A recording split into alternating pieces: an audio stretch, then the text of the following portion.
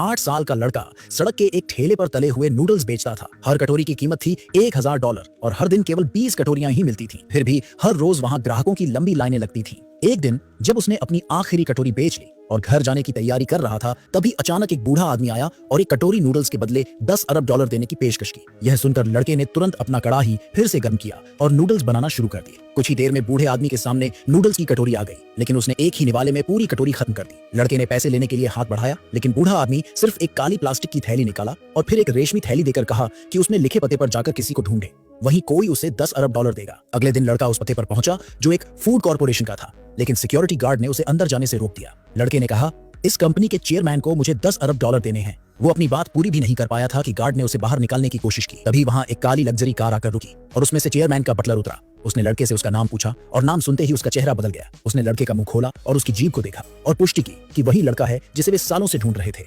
असल में जब लड़का पैदा हुआ था तो एक ताओ पुजारी ने भविष्यवाणी की थी कि उसकी किस्मत शापित है और वो अपने आसपास के लोगों के लिए मौत लेकर आएगा। भविष्यवाणी के ठीक बाद उसकी मां की प्रसव के बाद रक्तस्राव से मौत हो गई। कोई पालन करने वाला नहीं था, इसलिए उसे भोजन के देवता की देखरेख में सौंप दिया गया। लेकिन 5 साल बाद कंपनी के चेयरमैन को एक लाइलाज बीमारी हो गई और उसने लड़के को अपनी विरासत सौंपने का फैसला किया। मरने से पहले उसने एक शर्त रखी कि लड़के को गॉड ऑफ फूड प्रतियोगिता जीतनी होगी, वरना उसे कंपनी की विरासत नहीं मिलेगी। यह कहकर चेयरमैन ने दुनिया को अलविदा कह दिया। बटलर ने जैसे ही अंतिम संस्कार की तैयारी शुरू की, कंपनी के 4 मास्टर शेफ वहां आए और अपनी अपनी सबसे उम्दा डिश को श्रद्धांजलि के रूप में पेश किया। सभी लोग शोक में थे। तभी लड़का उन डिशों को खाने लगा और एक निवाला लेते ही थूक दिया और बोला, ये तो खाने लायक ही नहीं है। ये सुनते ही चारों शेफ गुस्से में आ गए और उसे मारने दौड़े, लेकिन लड़के ने तुरंत उनकी हर डिश की गलतियां बताना शुरू कर दिया। सब चुप हो गए। वे समझ नहीं पा रहे थे कि एक बच्चा 4 अलग अलग व्यंजनों में इतनी महारत कैसे रखता है। राज था उसकी जीभ में, उस पर एक अनोखा निशान था और उसका स्वाद अनुभव करने का स्तर सामान्य लोगों से कई गुना ज्यादा था। एक शेफ ने कहा कि केवल एक संवेदनशील जीभ होने से कोई महान शेफ नहीं बनता। एक सच्चे शेफ को खुद उत्कृष्ट व्यंजन बनाना आता है। बाकियों ने भी हामी भरी।